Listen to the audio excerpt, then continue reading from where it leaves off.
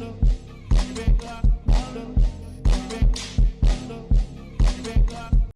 right, well, that was some kind of bingo going on over there. I don't know what's going on. Anyways. Oh, I know what's going on. Thank you. Thank you to the witnesses for coming here today. I apologize for the treatment that the four of you have been subjected to. And Governor Walz, I just have to say, I know you're getting a lot of grief from the majority here, but you know, we are talking about individuals who have cheered on an individual who issued a Nazi salute from behind the presidential seal of the United States of America, who have cheered on the pardoning of individuals who attacked the United States Capitol and flew a Nazi flag and the flag of the Confederacy, traitors to the United States, sworn enemies of the United States of America, through the capital of this nation.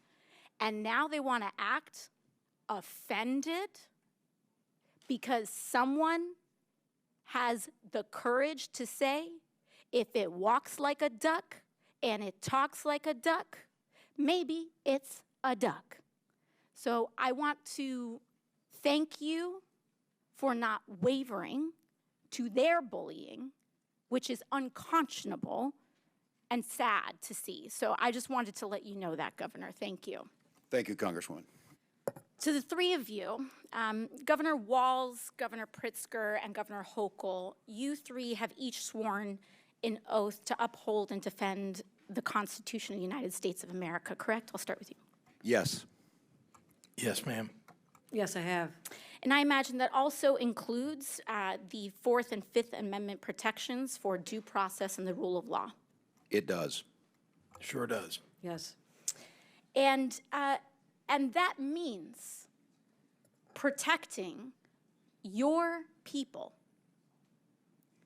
in your states, U.S. citizens and every individual, because that is what makes America great, that we are a land of the free and of rule of law, to protect them from infringements of their civil liberties, correct? Now, what we are seeing is a pattern where ICE is breaking the law. We have the detention of a U.S. citizen who has been detained by immigration officials. We have ICE here that has also blamed and arrested U.S. citizens for being simply suspected of being an immigrant, largely because of their appearance. In January, a Chicago-based U.S.-born citizen, Julio Noriega, was arrested by ICE and held in custody for over 10 hours. In April, a Florida Highway Patrol officer pulled over Juan Carlos Lopez Gomez, a United States-born citizen, and arrested him on suspicion of being in the country illegally. He had his real ID, his Social Security card, his mother presented his birth certificate, and they still didn't let him go. In May, U.S. citizen Leonardo Garcia Venegas was filming an ICE raid. He was arrested by ICE.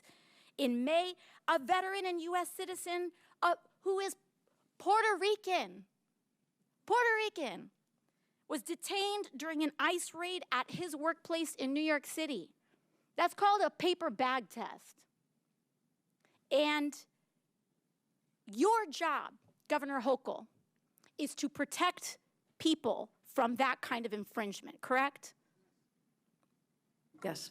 Because all of us must adhere to the law, and no one is above it.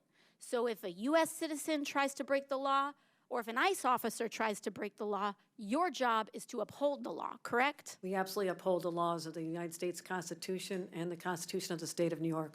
And sanctuary states are about U.S. citizens as well, having sanctuary against the attacks on our constitutional rights from illegal search and seizure.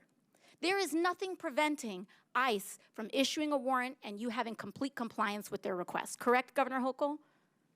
We comply in cases where there's been criminal activity alleged. Yes, we always do.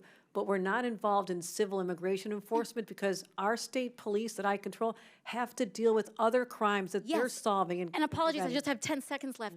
But when they say illegal versus legal immigration, they are trying to end legal status in the United States as well. Correct, Governor Pritzker, with the end of TPS and making people undocumented by removing legal status, ending legal status, and then having the audacity to call them illegal when they were here documented, correct? Taking students' visas away from people, taking their legal right to be in the United States away from them when they've been granted maybe years earlier to stay. So I don't want to hear about how this is about illegal versus legal immigration. They are attacking legal status and removing legal status. The Republican majority is anti-legal immigration in the United States. And I want to make that very clear, and I yield back. Chair now recognizes